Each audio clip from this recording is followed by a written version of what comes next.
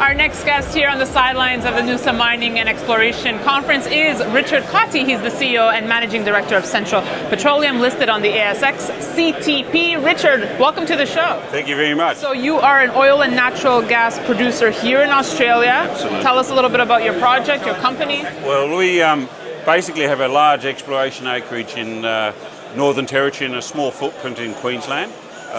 Basically in 2013 I saw oil price dropping and foresaw the major gas shortage that was coming about in the eastern seaboard because of my position as the MD of QGC in its building stage.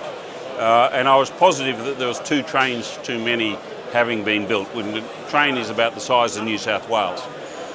And so it sort of appeared to me that the fields that we acquired at that time in the Northern Territory, Mereenie and Palm Valley, had been cut short because of no markets. And primarily Northern Territory has less of a population than the ACT, and despite Capitol Hill and all the hot air coming out of Capitol Hill, there is less home heating in Darwin than the ACT. So there was absolutely no market for the gas, and it just required the Northern Territory to be connected into the eastern seaboard.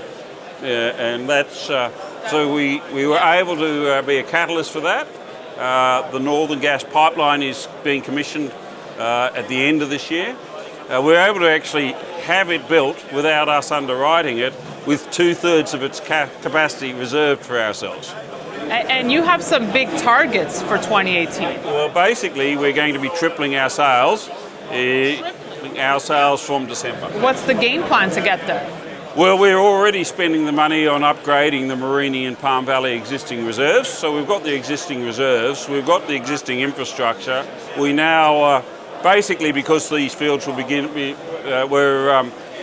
commenced production in 1984, an old man can't do what a young man used to do. They needed a bit of artificial help, and so we just need to get a bit more compression.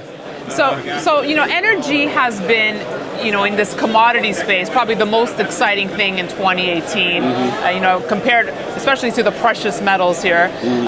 Do you think that trend will continue into 2018? Absolutely. I think what's happened is that the political discourse has been hijacked, and there's a disconnect between the political discourse and the market reality. If you take coal, for example, right. Coal has got no future, but thermal coal is running at a record high. So the market's sort of seeing a different dynamic than what you're hearing on your TV screen. Now, if you take natural gas, over 50% of natural gas is used in industry. And when I say used in industry, I'm talking about industries that have 15% or more of their input costs being natural gas.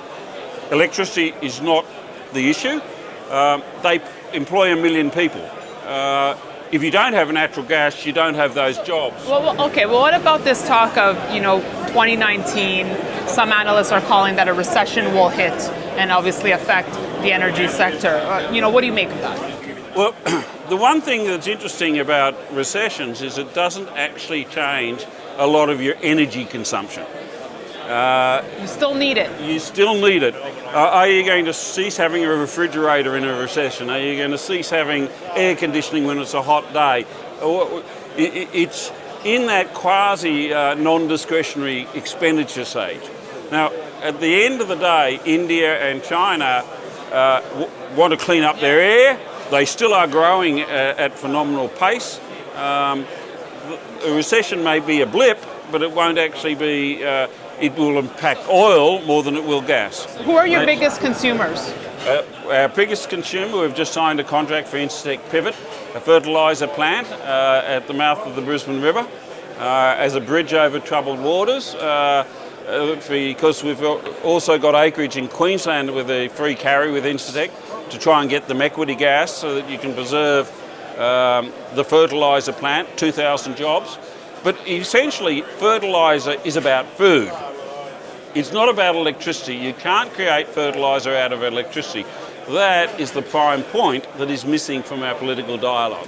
Richard, best of luck. Thank you. Continued success, ASX, CTP. Thank you for joining us, and thank you for watching. We'll have much more for you on Kitco.com. Thanks, Richard.